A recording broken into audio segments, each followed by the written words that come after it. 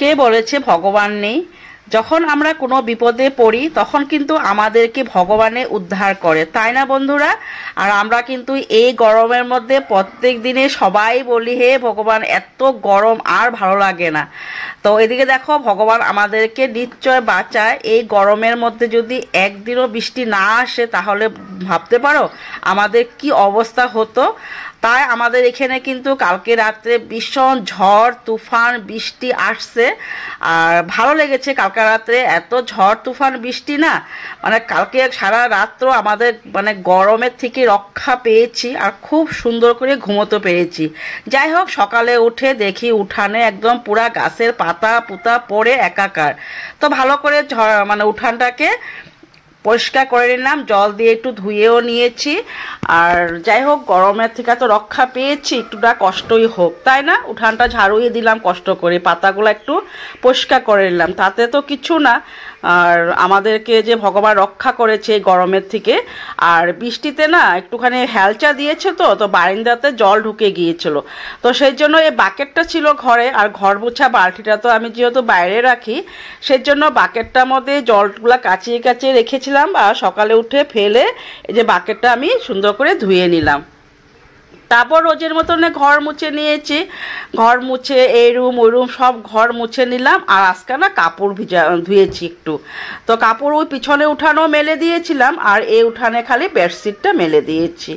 তো কাপড় ধুয়ে আজকে না মঙ্গলবার, তো মঙ্গলবারের জন্য মা বিপত্তারিণীর ঘট বসাবো, সেই জন্য সব কিছু ফুল টুল টুকিয়ে আম পাতা বেলপাতা যা যা লাগে সব টুকিয়ে পূজা দেওয়ার জন্য বসে নিলাম। আর এখন বর্ষাকাল তো ফুল প্রচুর পাওয়া যায়, তাই না বন্ধুরা?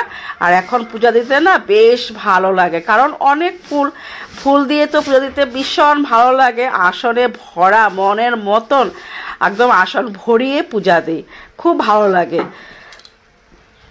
তাহলে চলো এখন রান্না করতে চলে যায়। রান্না বলে ব্রেকফাস্ট করে নেব। ব্রেকফাস্টের মধ্যে রোজের মতনই রুটি, তো রুটি বানিয়ে আর এদিকে দেখো সব বাসন টাসন মেজে পরিষ্কার করে এগুলা শুকোতে দিয়ে দিয়েছিলাম। তো এগুলা শুকোতে দিয়ে দিয়েছি, এগুলো আমি পরে গুছিয়ে নেব। চাউলটাকে সুন্দর করে আমি ভিজিয়ে একটু রেস্ট করে নিয়েছিলাম, তোমাদের ভিডিও দেখে সবার কমেন্ট দিয়ে নিয়েছিলাম। তারপরে এখন বানাবো মুগ ডাল আর সোয়াবিন দিয়ে চিচিঙ্গে দিয়ে আর পনির। দেখতে থাকো, আশা করি তোমাদের খুব খুব খুব ভালো লাগবে। তো আজকে আমি একটা কমেন্ট তোমাদেরকে শোনাবো। তো একটা কমেন্টের নাম হলো সম্পাস ভ্যারাইটি ব্লগ। তো সম্পাস ভ্যারাইটি ব্লগ দিদিভাই আমাকে লিখেছে যে ঘরটা তুমি ঘুরিয়ে দেখিয়েছো এই ঘরটা না আরেকবার ঘুরিয়ে দেখিও।